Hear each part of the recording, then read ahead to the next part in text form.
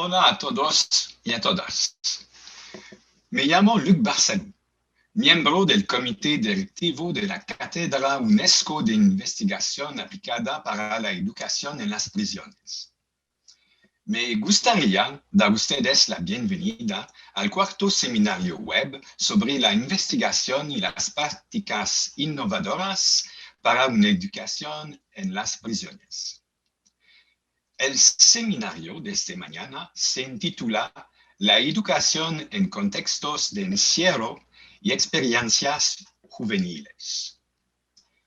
El seminario se da en lengua original español, con traducciones disponibles en inglés y francés.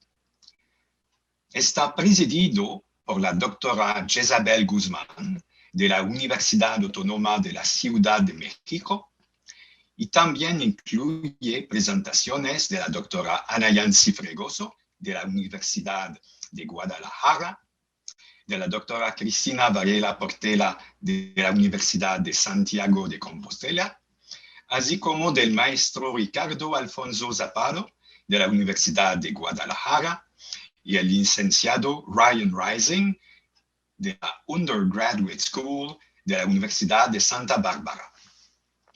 Yo invito a ustedes a seleccionar el idioma de su elección, idioma original, francés o inglés en sus pantallas. También invito a ustedes a escribir sus preguntas en la sección de chat. Ahora, encomiendo a ustedes en el buen cuidado de la doctora Guzmán. Hola, buenos días a todos, a todas. Es un placer compartir el día de hoy con ustedes en este coloquio sobre la investigación y las prácticas innovadoras de la educación en prisión. Como bien nos decían, nos van a acompañar el día de hoy la doctora Ana Yancy Fregoso Centeno, desde la Universidad de Guadalajara. Ella nos va a presentar un tema sobre educación y reflexividad, experiencias juveniles en prisión.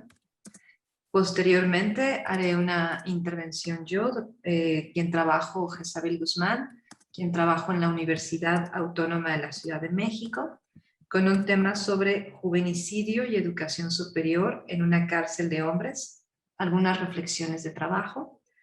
Posteriormente, la doctora Cristina Varela Portela, quien nos habla desde la Universidad de Santiago de Compostela en España, quien nos hablará sobre mujeres jóvenes en prisión, el caso de las extranjeras, y finalmente, en una presentación compartida, Ricardo Cepeda desde la Universidad de Guadalajara en México y Ryan Racing desde la Underground Scholar Santa Bárbara, California, quienes nos presentarán el impacto de la educación universitaria en las personas encarceladas y anteriormente encarceladas.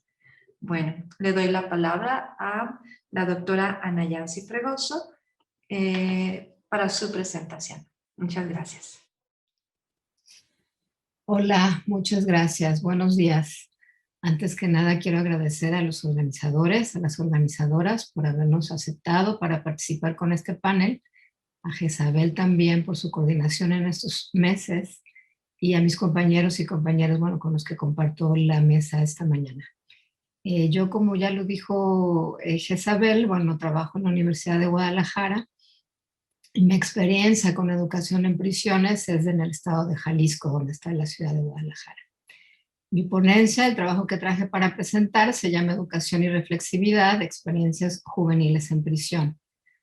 Comienzo por dar cuenta brevemente de cómo ha sido mi incursión en prisión en su vínculo con el tema de interés que hoy nos reúne. En 2016, a invitación de una colega, sostuve por primera vez un curso universitario en el Centro de Reinserción Femenil de Puente Grande, en el estado de Jalisco, en México. La propuesta era formar un grupo de estudio entre alumnas, en su mayoría de la carrera de Sociología de la Universidad de Guadalajara, y mujeres privadas de libertad que tuviesen el bachillerato terminado e interés en cursar una clase sobre ciencias sociales. El curso tuvo lugar de agosto a diciembre de ese año en uno de los únicos 2 salones que tiene la cárcel para mujeres, y versó sobre historia de las mujeres durante el siglo XX en América Latina. El diálogo que construimos ahí no lo olvidaré jamás, pues fue muestra evidente de que es posible construir intercambios horizontales, dar espacio para la confianza y probar que todas tenemos algo que enseñar y mucho que aprender, quedando en evidencia igualmente que los muros que nos separan pueden ser desmontados simbólicamente para dejarnos ver como iguales, no obstante las diferencias. En esta experiencia concreta, donde la intención central era cuestionar prejuicios y estigmas sobre la población privada de libertad como principio y aprender sobre historia de las mujeres y algunos de los movimientos más importantes del siglo pasado en América Latina, se hizo presente la violencia de género como un problema que atravesaba a casi todo el grupo, incluidas las estudiantes externas a la cárcel. De ahí que elaboramos como trabajo final una autobiografía a la luz de las lecturas y las conversaciones que habíamos tenido a lo largo de esos meses. Los trabajos de escritura fueron reveladores sobre cómo es difícil escapar de una violencia estructural en el país y también de cómo habían vivido procesos de reflexividad sobre lo anterior en relación con los temas revisados en el programa de estudio, como pobreza femenina, amor romántico, construcciones sociales jerarquizadas donde el sujeto mujer era inferior al hombre, y de las batallas que habían librado grupos de mujeres organizadas en distintos momentos y espacios de nuestra región. Llegados a este punto, me parece importante señalar que por reflexividad entiendo, para este caso y para este texto, y en el caso particular del trabajo que sostengo con las personas privadas de libertad y estudiantes universitarios de pregrado, siguiendo a Bourdieu, la emancipación que se consigue a través de un proceso de entendimiento crítico de la propia existencia y la realidad social a través del cuestionamiento de prenociones o el sentido común, y que se consigue de la mano de prácticas como la lectura, el debate colectivo y la escritura individual, donde aflora la subjetividad. Hubo varias alumnas privadas de libertad que tomaron más de una vez el curso, lo que me obligó a reelaborar mi programa de estudio con lecturas distintas. No obstante, el foco seguía siendo pensar la propia existencia en relación con los estudios de género. De esta forma, fuimos configurando un espacio crítico sobre el estado de cosas al interior de la prisión, tanto como con el afuera, sobre la sociedad de conjunto, la discriminación de género en la impartición de justicia, así como comprendiendo los contextos y las relaciones que enmarcaban las decisiones que habían tomado en su vida. Muchas de ellas cuestionaron vivamente la responsabilidad de sus parejas sentimentales en sus propias decisiones, que habían resultado en que estuviesen ahí, o sus engaños, así como también afirmaban ser inocentes de los delitos que se les imputaban. Como lo han señalado para México autoras como Pérez Correa, buena parte de las mujeres ingresan a la cárcel con sus parejas, quienes las empujan a delinquir o las engañan sobre tareas que forman parte del delito, o porque ellas aparentemente así lo deciden, empujadas por la idea de que de no ser así serán abandonadas, maltratadas por ellos o alejadas de sus hijos. También hay las que aseguran ser inocentes por los delitos que se les acusan, como también las que, lejos de ser víctimas, dan cuenta de su capacidad de agencia y contradicen el estereotipo de género de que las mujeres no delinquen y siempre son intachables o sujetas pasivas. Diversos estudios advierten que, por lo general, las mujeres que llegan a prisión se caracterizan por ser desempleadas, con ingresos precarios, jóvenes con hijos de baja escolaridad, que carecen de poder y han sido violentadas la mayor parte de sus vidas. Casi para todos los casos es posible hacer una lectura sobre el peso que ocupa el género como categoría explicativa. Y puedo decir sobre lo que he podido ver con los jóvenes varones con quienes trabajo desde el verano de 2017, que también con ellos la exigencia social de género cobra sentido en sus prácticas, roles y formas de concebir el mundo. En el femenil, cada semestre estaba obligada a solicitar autorización para entrar a la cárcel, pues mi trabajo no formaba parte de un programa educativo institucionalizado. Se trataba de una propuesta de una profesora a título personal, aunque contara con el aval de la universidad, pues llevaba a mis alumnos de pregrado a formar grupos intramuros. Por eso, cuando la directora del femenil me propuso dar el curso en otro espacio penitenciario, negándome entonces la posibilidad de ofrecerlo otra vez ahí, esto no me sorprendió. La lectura que hice de su negativa a seguir impartiéndolo en la cárcel de mujeres fue en dos sentidos. La primera, que las críticas que al interior de los grupos de estudios estaban dando en relación con la prisión, el trato que recibían de custodias y administrativas, la falta de cumplimiento de las condiciones mínimas para la vida ahí dentro, los abusos de poder que no comenzaron en la cárcel, sino que la precedieron, comenzaron a incomodar a las funcionarias.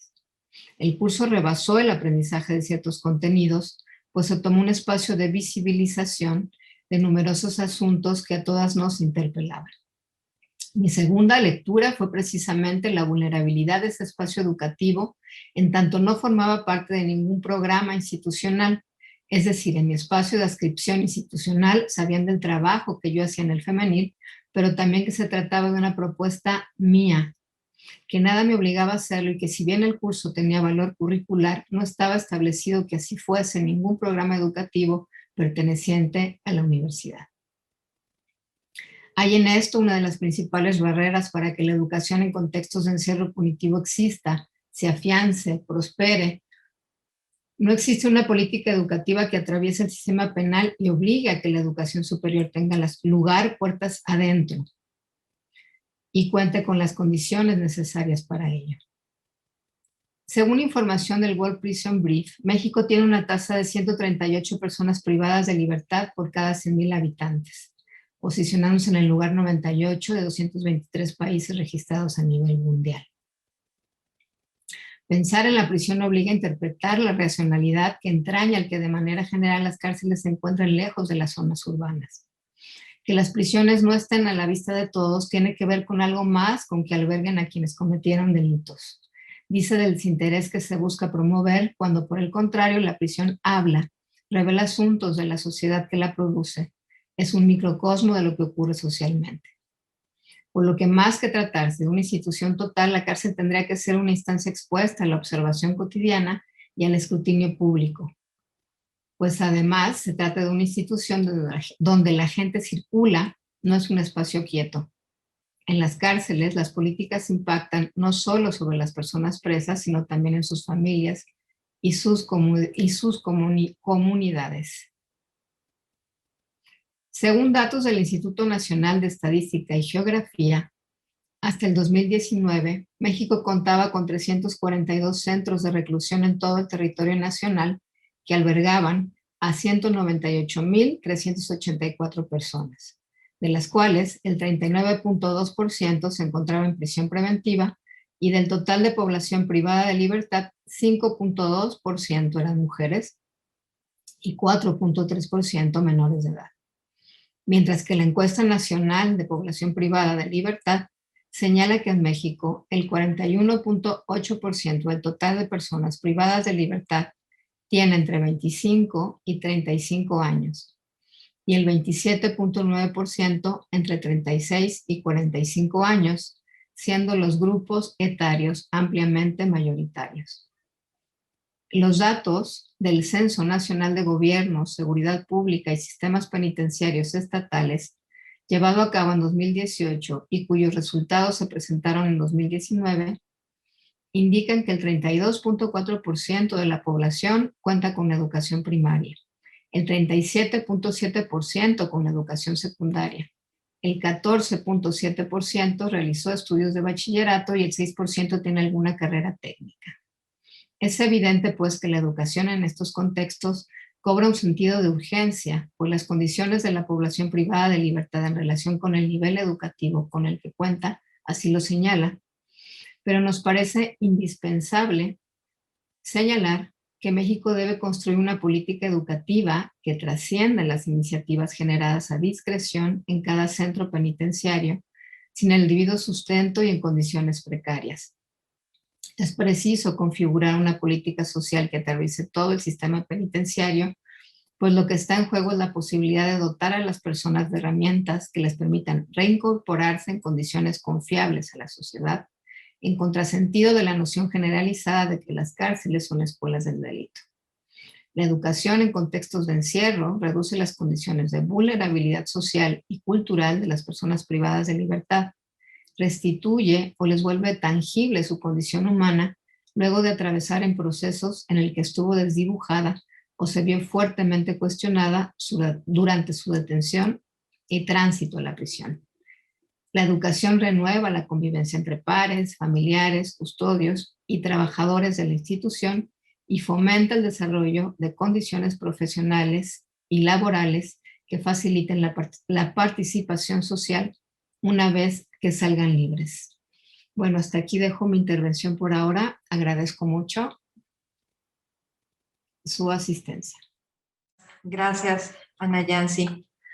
Bueno, yo les voy a comentar un poco acerca de juvenicidio y educación superior en una cárcel de hombres.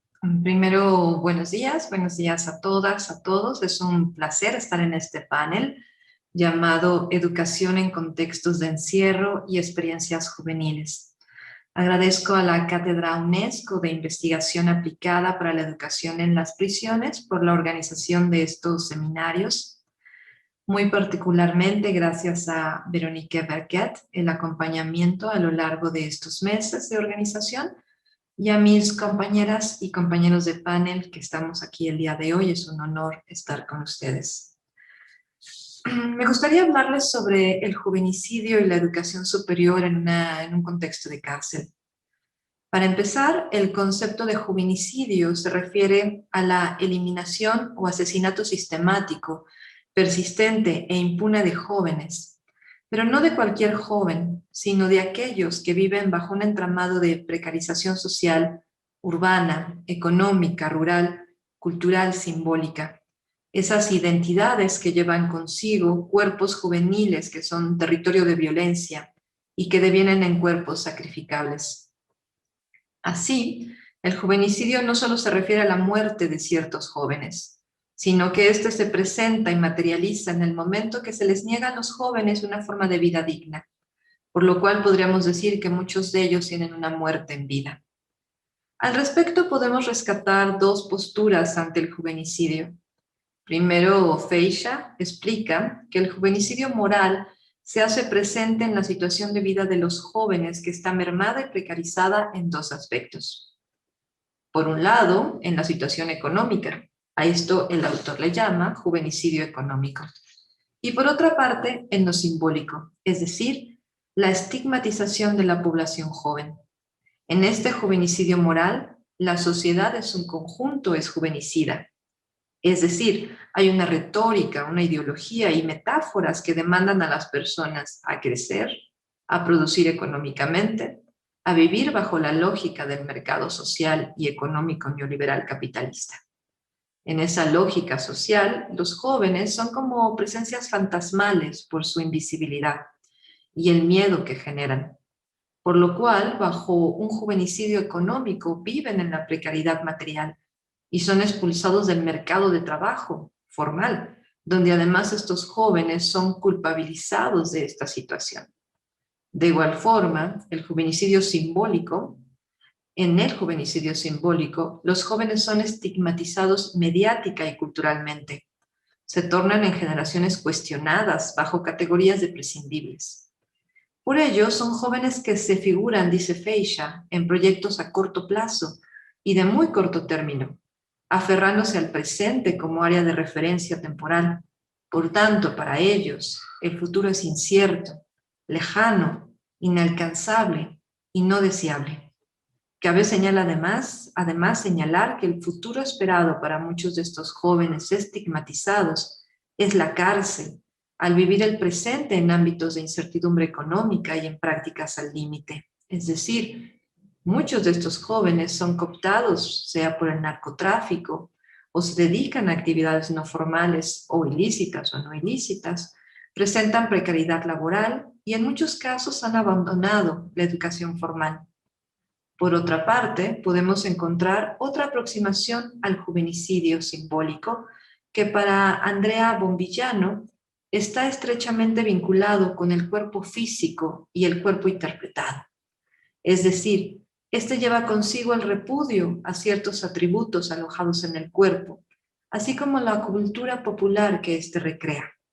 Un jovenicidio relacionado con las categorías atribuidas a ciertos rostros, determinadas características físicas, repudio a la apariencia y al origen geográfico de ciertas poblaciones. De esta forma, el jovenicidio simbólico visibiliza la discriminación a ciertas características físicas producidas por una matriz racista que son interpretadas social y culturalmente, como el ser joven negro, moreno, indígena o provenir de cierto barrio o habitar alguna zona geográfica, sobre todo de la periferia. Podemos notar así que los jóvenes viven bajo múltiples situaciones que propician el jovenicidio, como las precarizaciones salariales, sociales, culturales, y estas causan vulnerabilidad e indefensión. De igual forma, dada la historia colonial y de opresión en nuestro continente, vivimos desigualdades de clase, raza, sexo, edad, que encuentran en los jóvenes los cuerpos subalternizados para la expresión de violencia descarnada. Estos procesos y condiciones sociales, económicos, culturales, manifestadas en diversas formas de inseguridad, carencias, escasez, baja calidad, insuficiencia e inestabilidad, deterioran los horizontes y oportunidades de vida para muchos jóvenes. Cabe sumar a este punto las prácticas de riesgo que muchos de estos jóvenes varones realizan en su ejecución de la masculinidad, que les colocan acciones de vida límite, como son el consumo de alcohol, las peleas físicas, el manejo de armas o conducir a alta velocidad, entre otras. Aunado a ello, José Manuel Valenzuela, rescatando la propuesta de Agamben, desarrolló el término homo sacer, como vidas nudas, prescindibles, sacrificables, que pueden ser entendidas también como juvenis sacer, vidas juveniles nudas, precarizadas y desacreditadas. Estamos, por tanto, frente a jóvenes precarizados, con dificultades económicas, que viven en la periferia, con cuerpos racializados, que han estado a lo largo de su vida, que han tenido a lo largo de su vida nulas oportunidades de vida digna, en términos de educación, ámbitos laborales y en general de esperanza de vida. Por ello, en las cárceles mexicanas, el 95% de la población privada de la libertad son hombres.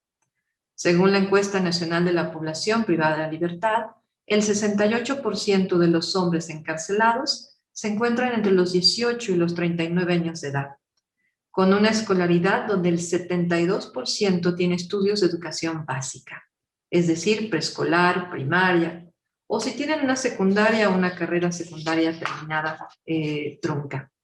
Por tanto, en general estos jóvenes hombres han dejado de estudiar formalmente antes de la preparatoria, o no concluyeron estudios antes de los 18 años. En este contexto, al llegar a prisión, de acuerdo a la encuesta referida, el 30% de la población privada de la libertad se inscribe a programas educativos. Es decir, son pocas las personas que estudian estando privadas de la libertad. El 70% no lo hacen. Y si cuando lo hacen, realizan la preparatoria en muchos casos, y los pocos continúan con la universidad. A este último punto habría que mencionar que muchos centros penitenciarios no cuentan con esta formación profesional universitaria. Pero, ¿por qué estudiar la universidad estando en cárcel? Sobre todo al ser un joven que a lo largo de su vida ha experimentado el jovenicidio de forma cotidiana. Algunas respuestas pueden ser como las expresadas por Julio, quien estuvo casi 9 años privados de su libertad y estudió en la universidad. Él nos dice: muchos nos metemos a la universidad para buscar un beneficio penitenciario, que tomen en cuenta tus estudios para obtener la libertad, pero ya en la universidad comienzas a ver otras cosas. Te hacen reflexionar y entonces obtienes satisfacción personal y de pronto sientes pertenencia a un sistema del cual había sido excluido antes. O como lo comparte Alberto, quien salió de prisión a los 25 años de edad. Él dice: al estudiar la universidad encuentras sentido al existir tras las rejas. De pronto le encuentras utilidad al tiempo que te ha sido robado. No es que estudies para matar el tiempo. Para eso puedes hacer cualquier cosa, hasta masturbarte todo el día si quieres. Sino que estudias para resistir, para mantenerte en pie de lucha y sobre todo para adquirir conocimientos para enfrentar la realidad que estás viviendo. Las respuestas de Alberto y Julio a la pregunta ¿por qué estudiar la universidad estando en cárcel? Nos llevan a formularnos una pregunta más. ¿Por qué dar educación en prisión? Las respuestas pueden ser variadas, pero en particular la educación nos puede ayudar a contrarrestar el juvenicidio. Lo vi yo algunas veces en mi práctica docente en cárcel. Varios jóvenes a los que di clases en reclusión y que encontré posteriormente continuando sus estudios universitarios en libertad, dan cuenta de ello, como en los casos de Alberto y Julio, quienes encontraron en el ámbito universitario un espacio de vida distinta al obtener su libertad. Por ello, la formación universitaria ofrece una posibilidad de vida digna, amplía los horizontes de presente y futuro, impacta en la formación personal y la manera de entender y estar en el mundo. Finalmente, como docentes nos damos cuenta de la importancia de fomentar una educación crítica y reflexiva, que evidencia las relaciones de poder y privilegio que se viven cotidianamente, pero también para eliminar las brechas asociadas a estatus socioeconómicos y rasgos corporales racializados y sexogenerizados, que pueden desencadenarse en ámbitos de juvenicidio. Aunado a ello, llevar educación a espacios privados de la libertad, como las prisiones, quizás sea un primer paso para la abolición de las mismas, donde se debe cuestionar la institución penitenciaria, pero también los discursos institucionales hegemónicos, modernos, patriarcales que nos edifican. En palabras de Julio, la educación en cárcel necesita más compromiso por parte de la institución penitenciaria para poder tener una genuina formación crítica, donde no se le tema al poder que otorga el conocimiento. O como lo explica Alberto, se necesita más apoyo para que la educación en prisión alcance a más población y cumpla con la expectativa de sembrar una semilla que en el futuro traiga frutos y nos permita cambiar nuestras propias vidas. Muchas gracias. Ahora le vamos a escuchar a Cristina Varela con su presentación. Muchas gracias. Hola. Buenos días y buenas tardes desde España. Antes de nada, agradecer a la organización que se lleven a cabo este tipo de iniciativas y a Jezabel y a Nayanti por la invitación. Esta intervención lleva por título Mujeres jóvenes en prisión, el caso de las extranjeras. Con esta investigación tratamos de analizar el perfil socioeducativo de las mujeres extranjeras que cumplen con nuestro país para direccionar la intervención educativa con este colectivo.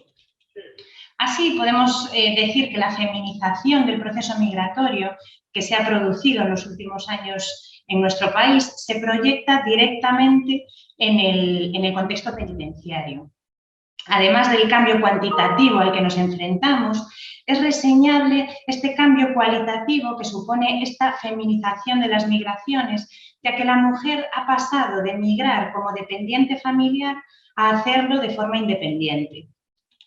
Esta realidad, como decimos, se ve reflejada en las prisiones. En la actualidad, más del 34% de los internos e internas en los centros penitenciarios españoles son extranjeros, porcentaje que se ve manifestado en la población femenina. En este sentido, hablamos de espacios multiculturales que exigen actuaciones por parte de instituciones penitenciarias acordes a las particularidades de este contexto. Las mujeres en prisión continúan representando un porcentaje muy bajo en relación a los hombres dentro del ámbito penitenciario, hecho que trata de justificar en numerosas ocasiones su invisibilidad. Máxime si se trata de extranjeras, quienes en los últimos años, como decimos, representan un alto porcentaje. Esta nueva realidad demanda investigaciones sobre el perfil individual y social de estas mujeres y la intervención socioeducativa necesaria para lograr su integración social.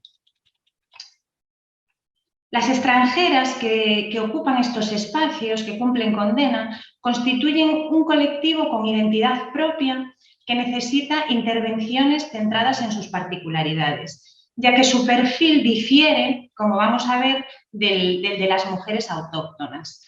Se trata fundamentalmente de mujeres jóvenes procedentes de América del Sur con un nivel educativo medio-alto y que son madres solteras.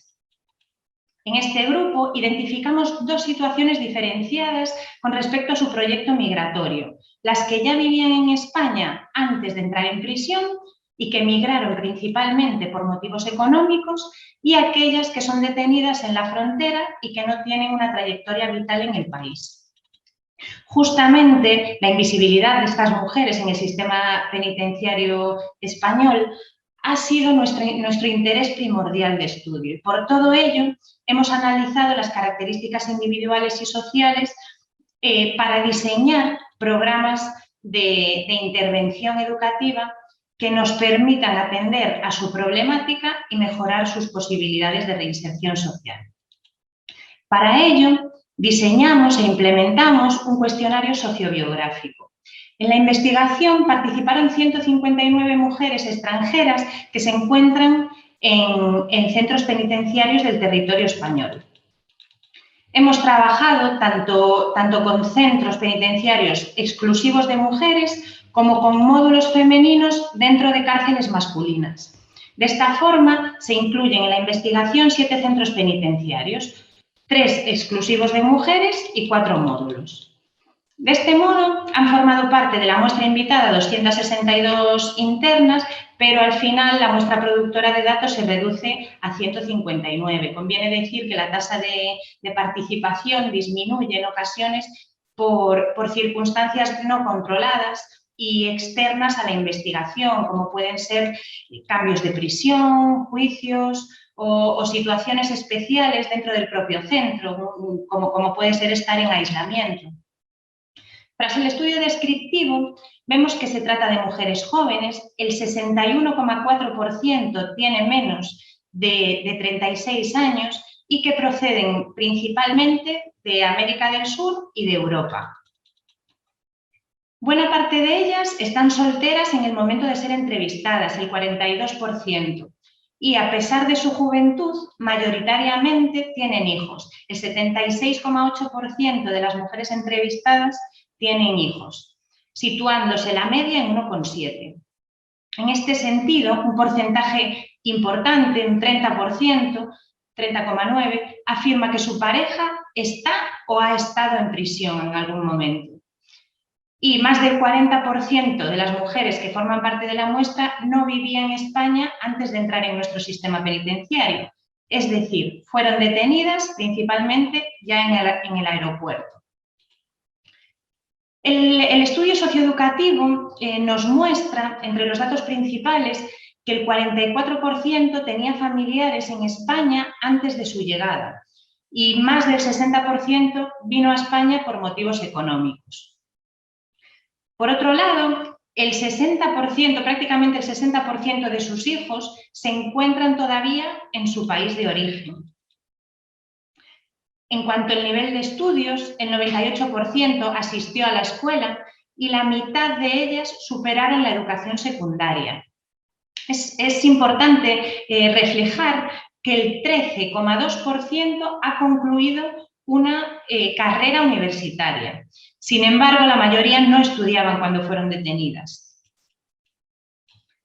En cuanto al perfil laboral, cabe señalar que el 94,1% ha trabajado fuera de casa antes de los 20 años de edad, siendo el sector más representado el servicio doméstico. Y más de la mitad de las mujeres realiza algún curso de formación laboral en prisión. También hemos considerado su perfil criminológico, en donde observamos que el 61% de la muestra está penada, es decir, cuenta con una sentencia firme. Y el 48,9% tiene una condena de entre 6 años y 1 día y 9 años. Prácticamente el 80% está en prisión por un delito de salud pública y prácticamente el total no ha pasado con anterioridad por una institución similar, es decir, es la primera vez que estas mujeres cometen un delito. No son consumidoras de drogas, únicamente el 12,9% afirma haber consumido algún tipo de estupefaciente cuando vivía en libertad, especialmente marihuana o hachís. Y como vemos, su perfil socioeducativo tiene unas características muy particulares. Sus principales rasgos difieren de las autóctonas, presentan un mayor nivel formativo y demandan más estudios complementarios dentro de prisión. Este colectivo tiene un nivel de estudios medio-alto, mientras que las diferentes investigaciones demuestran que la tasa de analfabetismo en mujeres autóctonas que cumplen condena supera el 40%. Y cuando hablamos de extranjeras, únicamente el 3,9% asegura no tener estudios. Las necesidades que se derivan de estas características deben ser tenidas en cuenta a la hora de diseñar una oferta de programas de tratamiento que permita gestionar de forma efectiva su posterior puesta en libertad. La mayor parte de los programas propuestos desde instituciones penitenciarias dirigidos a mujeres no se ajustan a las necesidades de este colectivo. Además, se trata en la mayor parte de los casos de un sistema diseñado por y para hombres. Por ello, la Administración penitenciaria debe prestar especial atención a la respuesta educativa y a sus demandas reales. A partir de estos datos, es necesario diseñar y desarrollar programas de intervención específicos. Necesitamos analizar cómo la política penitenciaria está respondiendo ante esta nueva realidad de la multiculturalidad, en qué modelo se está siguiendo, las características de los programas socioeducativos que se están desarrollando, o la participación de las mujeres extranjeras en estos programas, ¿no? Así como cómo es la convivencia dentro de los diferentes módulos. Esto nos va a dar las claves para proponer vías pedagógicas para la gestión socioeducativa de la diversidad étnico-cultural que existe en los centros penitenciarios, identificando los principios básicos para una actuación eficaz. Tras la investigación se llega a una serie de conclusiones, como decimos, ¿no? El perfil individual y social de las mujeres extranjeras internas en los centros penitenciarios difiere del de las mujeres autóctonas. Y entre las extranjeras también es fácil identificar dos grupos, aquellas que ya vivían en nuestro país y las que no cuentan con un proyecto migratorio como tal. Por otro lado, el perfil socioeducativo de las mujeres de la muestra es diferente en función de su procedencia. Sin embargo, no presentan distinciones en cuanto a la carrera delictiva, ya que esta es prácticamente inexistente. En todo caso, el origen de la carrera delictiva se relaciona significativamente con las circunstancias del proceso migratorio, de forma que el tipo de delito varía en función de estas. Las mujeres extranjeras internas en centros penitenciarios carecen de una red de apoyo social que pueda contribuir posteriormente a su proceso de reinserción social o de inserción social. Y, por otro lado, la gestión del multiculturalismo en los centros penitenciarios es poco sistemática, es débil. El diseño de actuaciones centradas en los extranjeros como colectivo presente en estos espacios y en las mujeres extranjeras en particular requiere de una mayor atención por parte de la Administración y de los profesionales. No obstante, la intervención ofrece muchas más posibilidades cuando se enmarca en un centro exclusivo para mujeres que cuando se trata en módulos dentro de centros masculinos, ¿no? El conjunto de programas específicos de tratamiento o las actividades que se ofrecen en estos módulos femeninos es comparativamente menor, menos variado y de peor calidad que el que se realiza en los módulos de hombres. Es necesario, además, poner en marcha aquellos programas que han demostrado eficacia en este contexto, ¿no? Validarlos y llevarlos a cabo. La intervención penitenciaria debe considerar estas particularidades de colectivos minoritarios que presentan culturas diferentes para poder actuar teniendo en cuenta sus necesidades reales. Y es necesario avanzar en cuanto a la formación específica de la gestión multicultural de los educadores que trabajan en el contexto penitenciario. Para ir terminando, cabe destacar que son 6 los principales ámbitos en los que consideramos que conviene trabajar si se quiere hacer algo por la reeducación y la reinserción social de estas mujeres extranjeras que cumplen condena en los centros penitenciarios. La primera línea de intervención, que se configura como base de las siguientes, centra su foco en el desarrollo de la competencia social. La segunda tiene que ver con las destrezas digitales básicas para la reinserción, para la posterior reinserción laboral. En tercer lugar, destacamos la orientación laboral, pues habrá que diseñar programas adaptados a las demandas de las mujeres y a las que existen en el exterior. En cuarto lugar, estaría la gestión socioeducativa de esta diversidad étnico-cultural, que implica entender la cárcel como un espacio multicultural y la preparación para la inserción en una sociedad caracterizada por la diversidad. La quinta debe centrarse en la educación familiar, dadas las consecuencias que conlleva la entrada en prisión de estas mujeres, ¿no? Y por último, tan importante como iniciar la intervención dentro del medio penitenciario, lo es culminarla fuera del mismo. Esto es, en la misma comunidad, una vez salgan de prisión, en donde hay que activar este proceso de reinserción, ¿no? Como vemos, la educación se configura como pieza clave para responder a las demandas que conllevan estas nuevas realidades sociales. Y desde la pedagogía y basándonos en el modelo comunitario, tenemos que defender una intervención que entienda la prisión como una institución de ayuda educativa o como un proyecto de educación.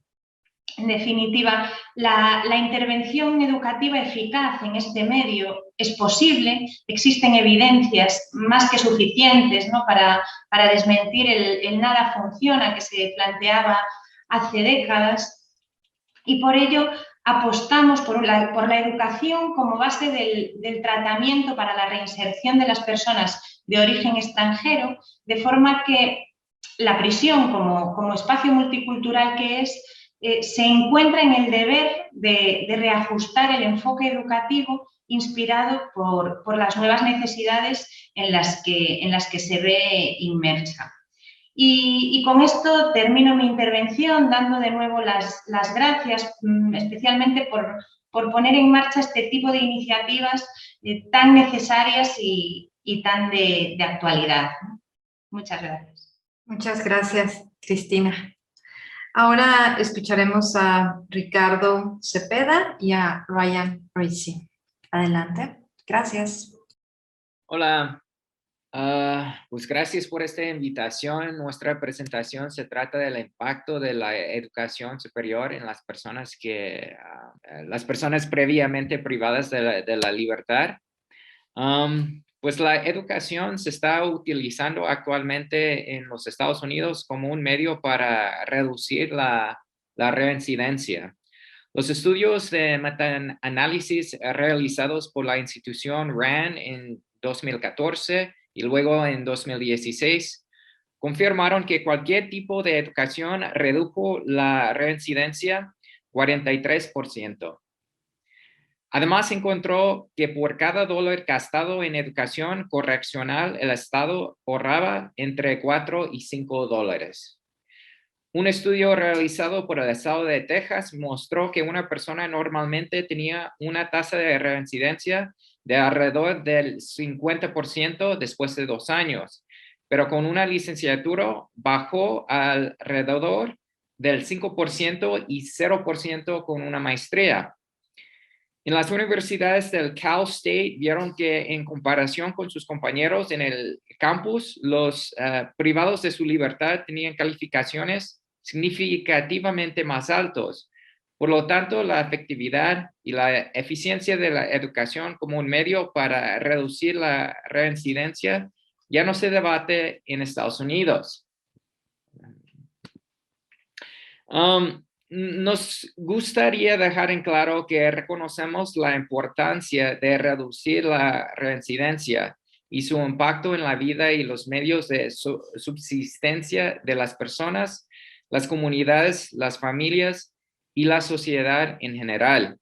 Sin embargo, la medición del impacto y los resultados educativos surge de un sesgo sistémico. Al centrarnos estrictamente en la reducción de las tasas de reincidencia, no vemos las desigualdades en nuestra sociedad que motivan el encarcelamiento masivo y no vemos la transformación, la lucha y la negociación que realizan las personas en la educación superior que están privados de su libertad o anteriormente privados de su libertad.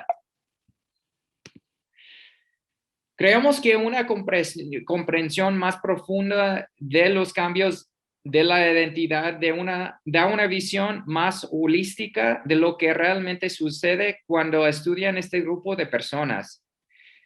En el primer caso, observamos cómo este grupo gana capital cultural y capital social a ser educados y cómo esta educación conduce al empoderamiento cívico. En un estudio que estamos realizando, dimos varias entrevistas a personas que habían estado privados de su libertad. Encontramos que la educación superior brindaba a las personas un medio de poder y resistencia. En el caso de California, una vez que las personas privadas de su libertad comenzaron a educarse, dejaron de pelear entre sí y comenzaron una huelga de hambre masiva, pacífica, que finalmente llevó al fin del confinamiento solitario y trajo programas educativos a las prisiones de California. A medida que las personas privadas y anteriormente privadas de su libertad se volvieron más educados, ganaron capital social y cultural. En el proceso de obtener su título universitario, se dieron cuenta de las desigualdades dentro de la sociedad y de los mecanismos opresores del Estado para perpetuar la opresión. Saliendo de prisión, este grupo accedió a campus universitarios donde no fueron oprimidos violentamente por el Estado y establecieron conexiones con otros estudiantes y profesores universitarios. Esto es significativo porque aunque muchos profesores y estudiantes estudian temas relacionados con la desigualdad y la opresión, pocos provienen de comunidades que se ven directamente afectados por políticas neoliberales y la guerra contra las drogas. Por lo tanto, este grupo ha dado una voz a las comunidades oprimidas. De hecho, estos grupos se han organizado y se han vuelto políticamente activos. Sus identidades de grupos marginados no han sido borrados por su experiencia en universidades de élite. Más bien, los participantes de nuestro estudio ven a la universidad como un medio para empoderar a sus comunidades y brindar a la sociedad en su conjunto una mejor comprensión de la disfuncionalidad de la economía y la aplicación de justicia. Así, sus identidades de origen se mezclan hasta cierto punto con la vida del campus universitario, pero se mantienen ciertos aspectos de su cultura y identidad. El léxico que tienen nuestros participantes en la universidad ha tenido un profundo impacto en cómo se imaginan a sí mismos en el futuro. De hecho, muchos se imaginaron en actividades ilícitas como ser jefe de narcos antes de la universidad. Sin embargo, con la educación superior, su percepción de quiénes pueden ser cambia. De hecho, todos los que entrevistamos sobresalen académicamente y ven a sí mismos como futuros profesores, abogados, médicos y activistas comunitarios con un fuerte sentido de la justicia social. Esas personas ahora No tienen la intención de volver a una vida delictiva. La educación superior les permitió ir más allá de las construcciones sociales del mundo tal como existen actualmente. Y a pesar de que muchas de esas personas no podían votar, todos se han vuelto políticamente activas, escribiendo artículos académicos, participando en protestas y organizando comunidades marginales. Por lo tanto, darles a las personas marginadas la oportunidad les da a esas personas una voz en nuestra democracia y las herramientas para participar. Las personas privadas de su libertad a menudo pertenecen a los grupos más marginados y discriminados de nuestra sociedad. Por lo tanto, brindarles educación no solo reduce la reincidencia, sino que fomenta la ciudadanía y la justicia social. Ryan es un líder de California y un cofundador de Underground Scholars, una organización que apoya a personas previamente privadas de su libertad obtener apoyo en terminar sus estudios de educación superior en la Universidad de California. Voy a contar su historia.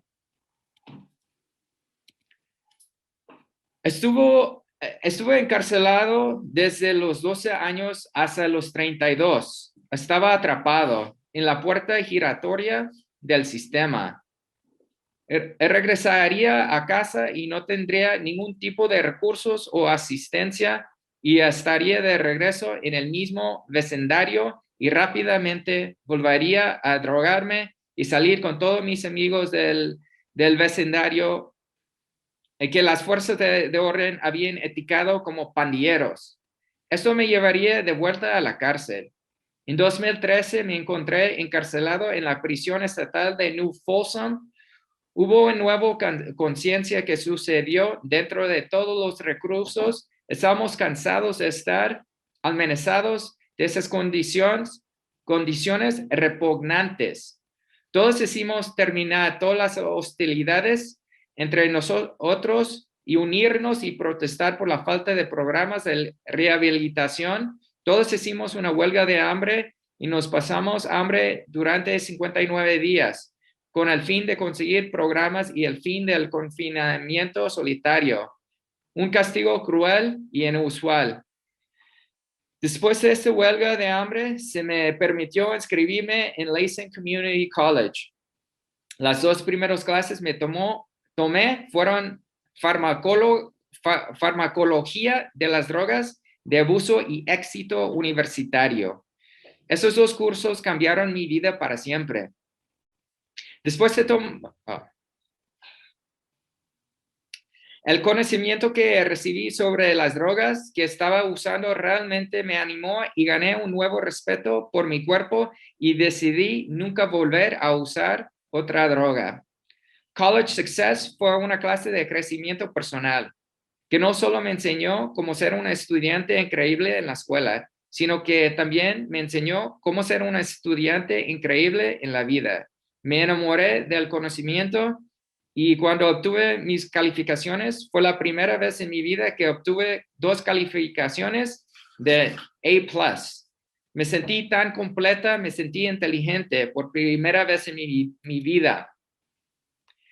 Mi libertad condicional en 2015 llegó rápidamente. No tenía apoyo del sistema ni recursos y me etiquetaron como vagabundo. Estaba abrumado por la ansiedad y no tenía ningún tipo de metas.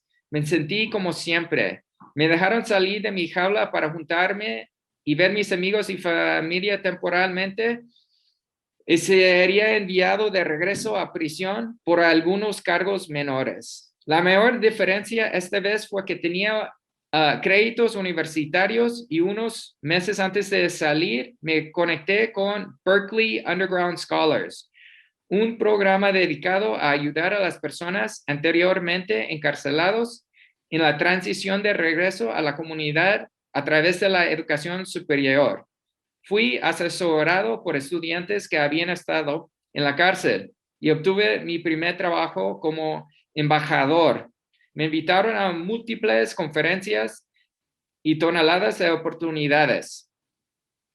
Los miembros de Underground Scholar no solo tienen una tasa de titulación del 100% o una tasa de reincidencia de 1%, sino que quizás lo más importante es la creación de una comunidad que ha impulsado cambios políticos como los derechos al voto y los derechos laborales.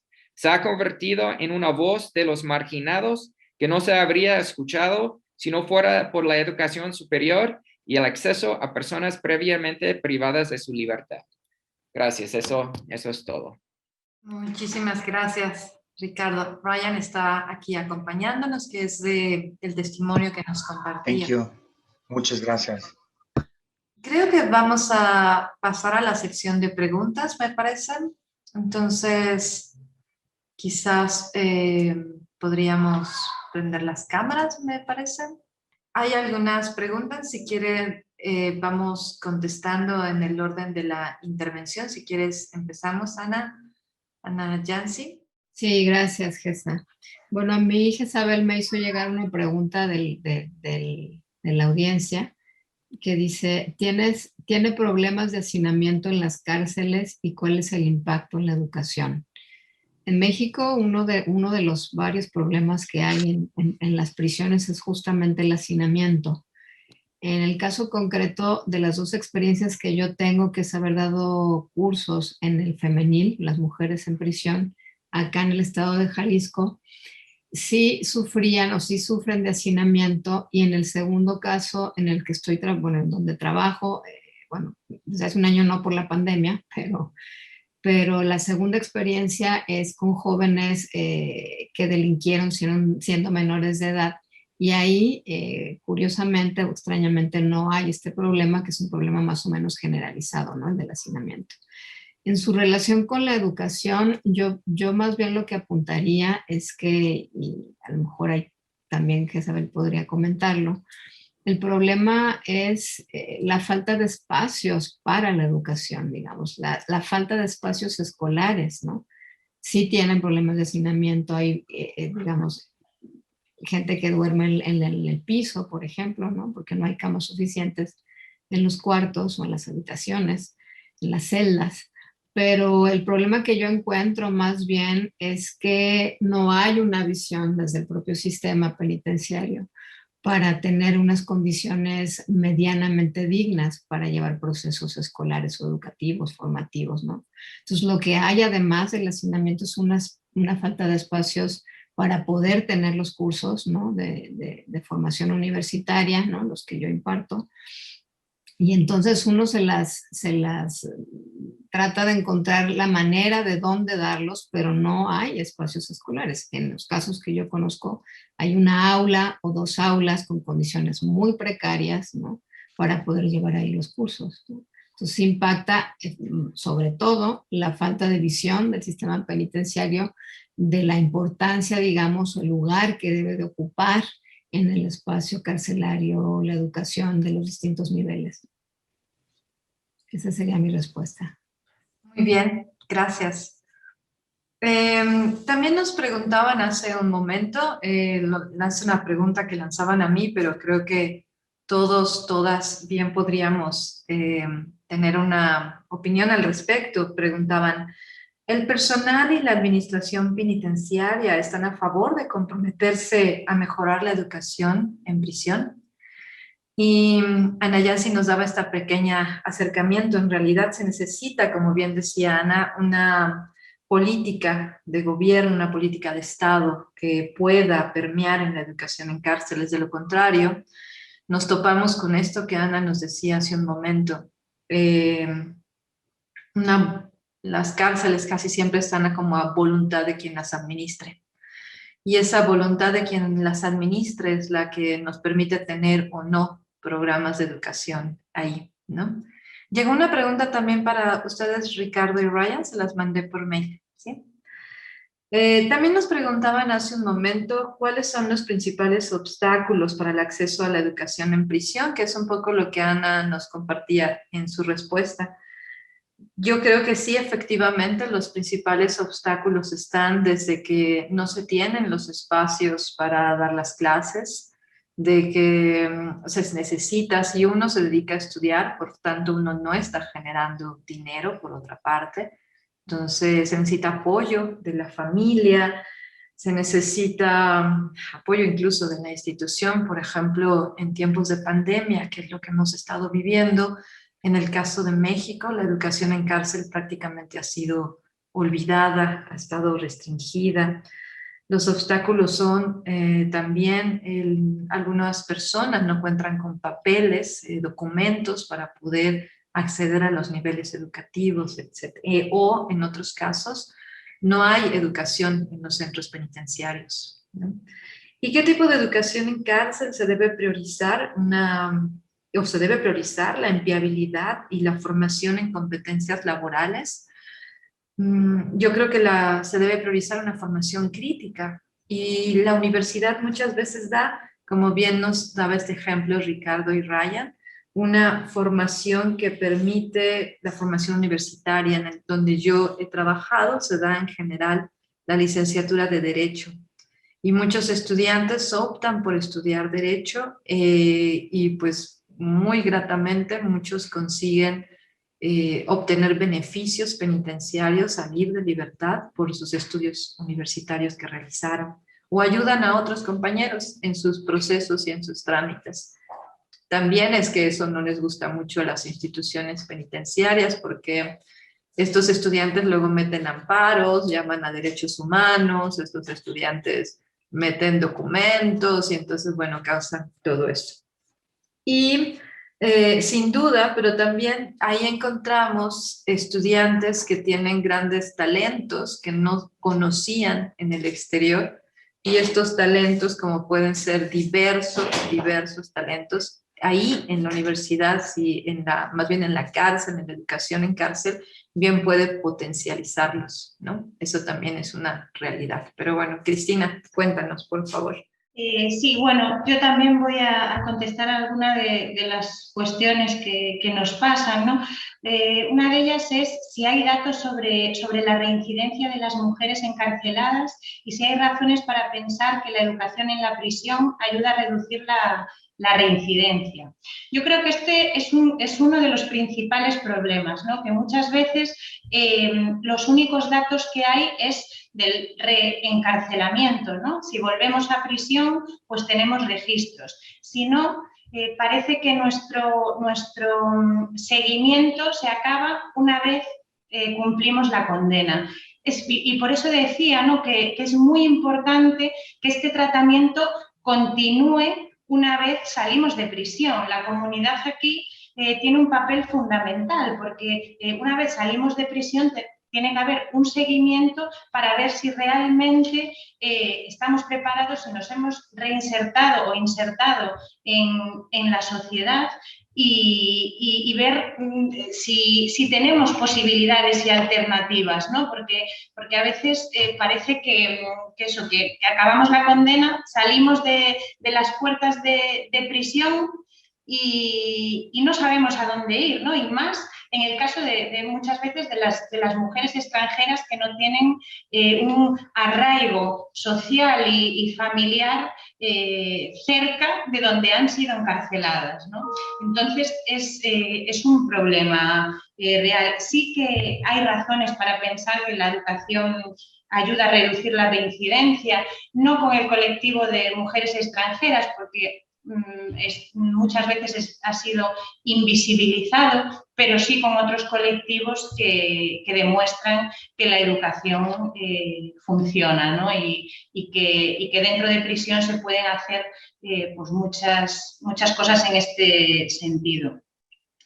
Por otro lado, se preguntaba si cree que los programas de educación que se ofrecen actualmente están adaptados a las necesidades específicas de las mujeres encarceladas y cómo se deberían adaptar.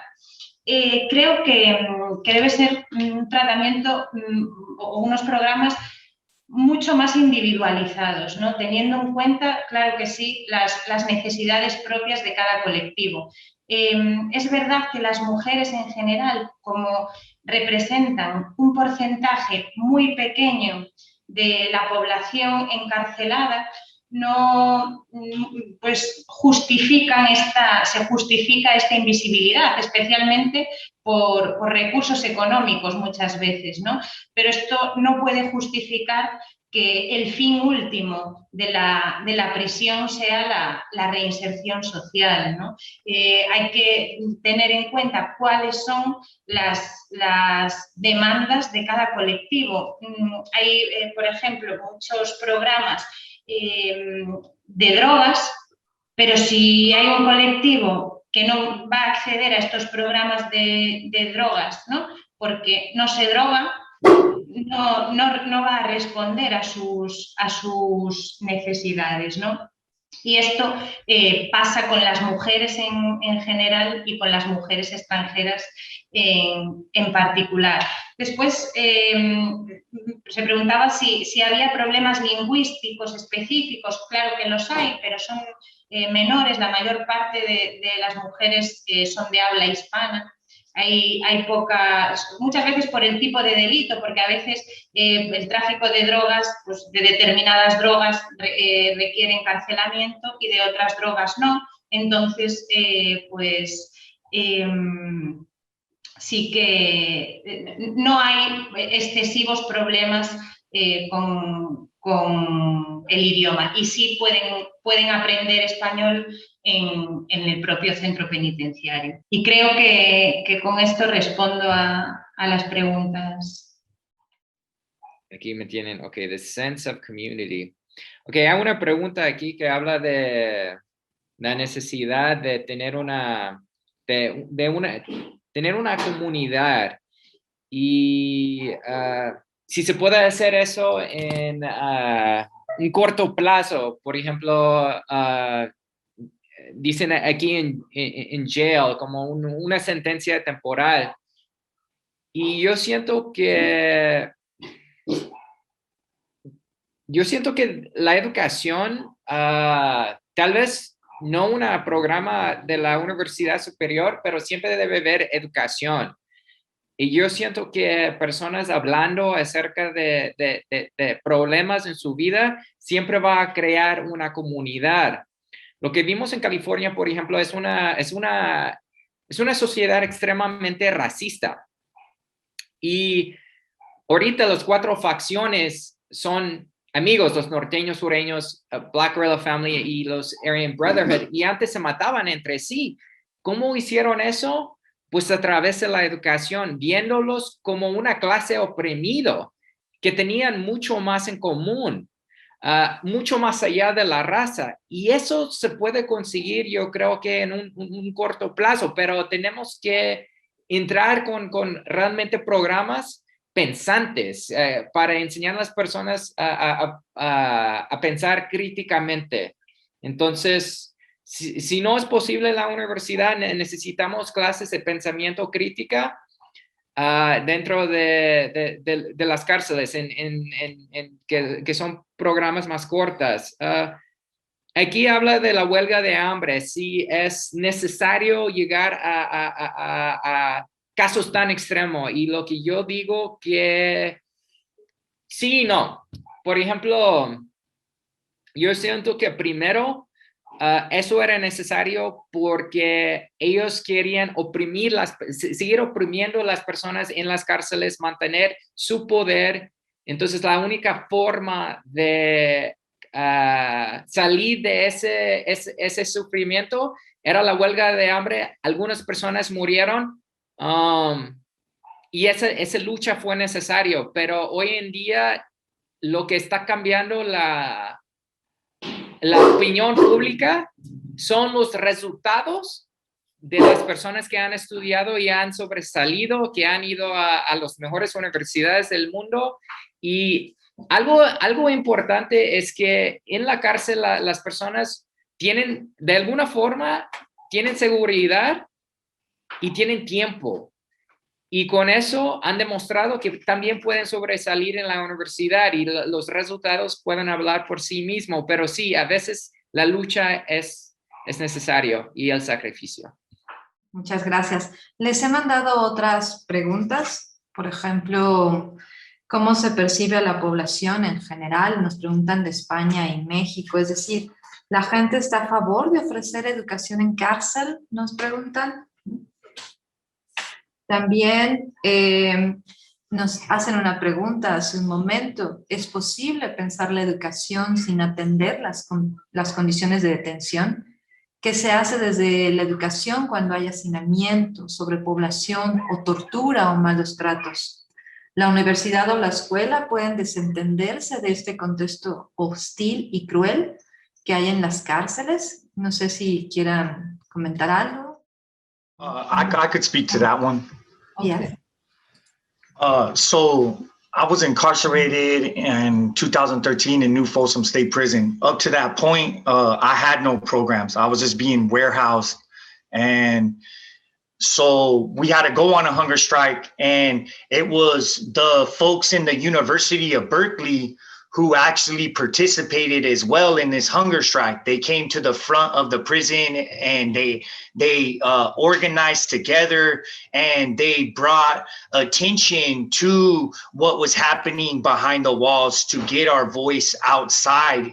So the university really assisted in bringing to the forefront the dehumanization and also bring to the forefront the cruel and unusual punishment that was taking place in the California Department of Corrections. And so it's the university's voice and the university who it has the credibility to get this message out of what's happening behind the wall. Now, after that, we did get college courses. These college courses, they really enhanced our understanding of ourselves and our community. And like I said, like Ricardo had spoke to in the PowerPoint about my story, that's what changed. I understood what drug usage was doing to me as a person, and therefore, at that point, I decided to never use drugs again. And I understood after I took Sociology 101, the beauty of my community. And I fell in love with my community. I understood the destruction that was happening to my community by these systems that were in place that were sworn in to protect and serve our communities. And therefore, I saw the bigger picture of us needing to come together and not being individualistic and divided and conquered.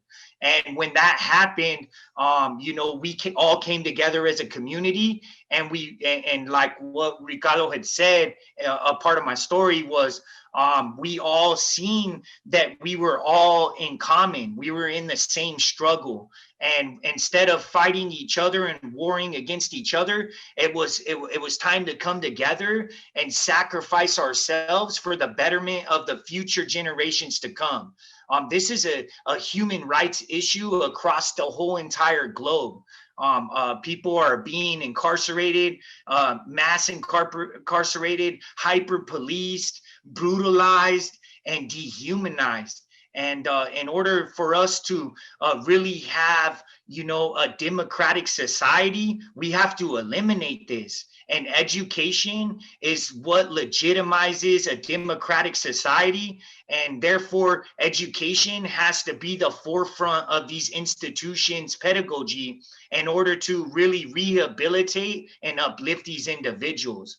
So it's super important that we really get inside these institutions and we insert education into these institutions to uplift these people, to see that they're not the monsters and the animals that they're forced to accept by these systems that are in place. They're humans. We're human beings. And we're all human beings, and we have to come together and we have to share that love in our humanity. And so education for me was that changing point. And after I got out of prison, it was community of formerly incarcerated credible messengers. These credible messengers related to my experience. So they understood me, they understood what I was feeling, and that community wrapped themselves around me and helped uplift me. And when I felt that love, I had that love and respect for myself. And therefore, I didn't want to commit crime anymore. I didn't want to do bad in the community anymore. I didn't want to rebel against the community. I wanted to love the community and uplift it with this newfound community of formerly incarcerated people. And therefore, that was my liberation. And I feel that every country can achieve this liberation through higher education and education, period. Thank you.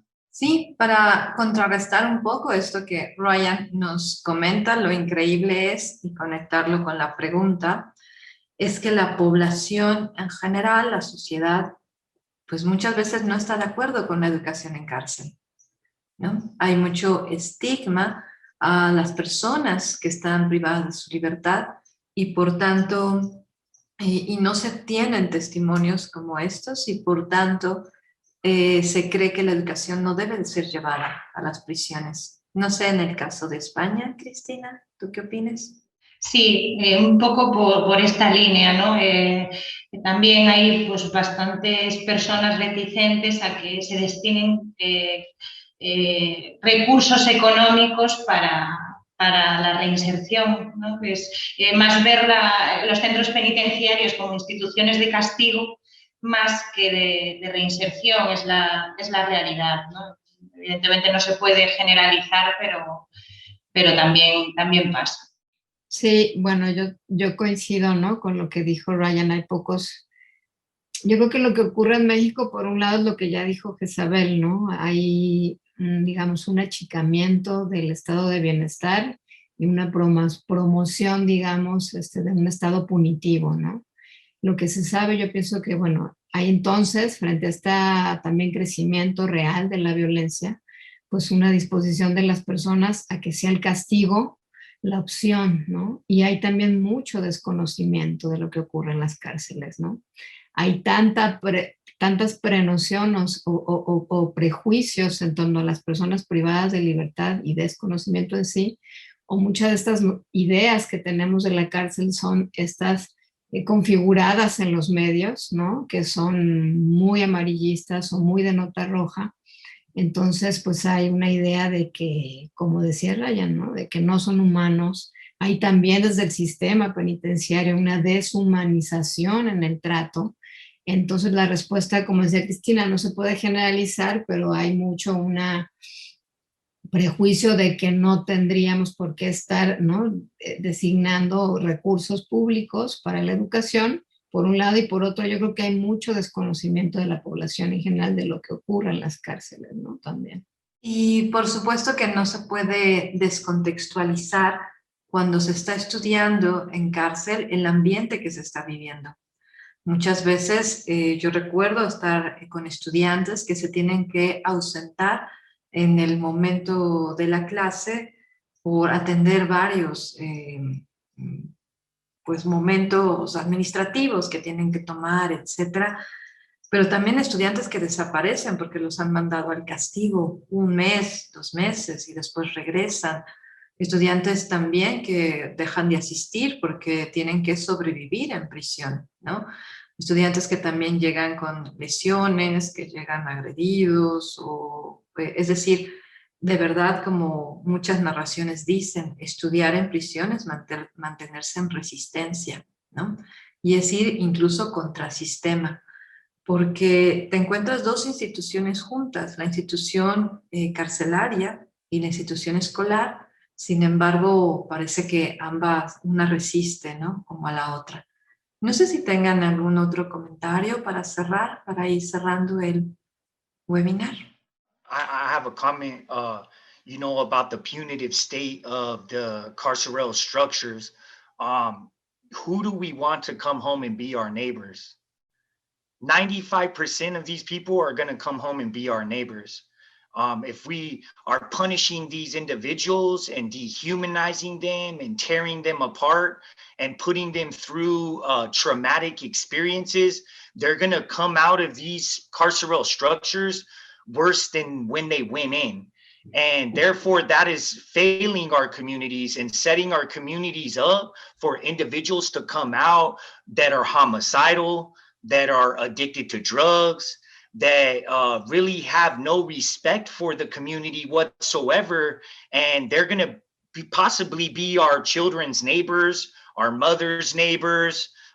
They're possibly going to be our own neighbors, and they're going to be broken, and they're going to come home and recidivate back in and could commit, you know, and it's been shown they could commit worse crimes than before they went in. And so, you know, it's our sworn duty to serve and protect our communities. And these are our neighbors, our future neighbors. And education is uplifting them and helping them understand themselves, their community, and also helping us heal our trauma. And, you know, education, writing about my experiences, writing about my journey in life helped me heal and helped me see my humanity and helped me resist what the stigmas that were being put on me as a person. The stigmas of being violent, the stigmas of being a convict, of being a violent gang member, of being a drug addict, all these stigmas and all these patches that society was making me, forcing on me to accept as who I was not the truth. The truth was I was a human being. I was smart. I was intelligent. And we're wasting a bunch of human capital. You know, we don't know what's in the minds of these people that we're warehousing. We could have research that could produce results and produce, you know, cures for cancer, but we don't allow that to be explored. And so this human capital is being wasted. And therefore, you know, it's up to us, you know, if we're really all about our communities and serving and protecting and uplifting our communities, we have to embrace these future neighbors who are incarcerated, and we got to steer away from this punitive outlook. This punishment is not serving and protecting anyone. It's destroying us. And it's destroying our communities. And therefore, we have to come together as a community and see through that. And we have to see that it's up to us, together as one, to end this punitive stance and uplift these people and heal them and help them heal through education and programs, so that they can come back to our communities and be the amazing community members that they are, and that they should be treated as. Thank you. Muchas gracias. Pues quedan 5 minutos. Me parece que no sé si alguien de Veronique o quieran comentar algo de la Cátedra UNESCO. Si alguien quisiera comentar algo, quedan 4 minutos. Primo, gracias. Muchas gracias, doctora Guzmán, y a los otros panelistas. Estaba muy interesante, muy pertinente. Se sentimos menos solo. Entender lo que digo. Mi sincero agradecimiento a nuestros panelistas y a todos y a todas que participaron en este seminario, personas y perros. Invitamos a ustedes a nuestro próximo seminario, que tendrá lugar el 28 de abril y será un panel organizado y presidido por Anne-Céline Genevois, oficial de desarrollo y coordinadora del colectivo Art Entre Elles de Québec, y general del Instituto de Cooperación en Educación de Adultos. Es una cita y hasta luego. Hasta luego. So take care. Gracias. Have a nice day. Gracias. Vamos. Hasta la revista. Bonne journée. Prenez bien soin de vous. Hasta luego. Bye a todos. Muchas Thank you very much, gracias. everybody. Muchas gracias por todo. Thank you for this inspiring presentation. Bye. Thank you so much. Take care, everyone. Thank Bye-bye. you.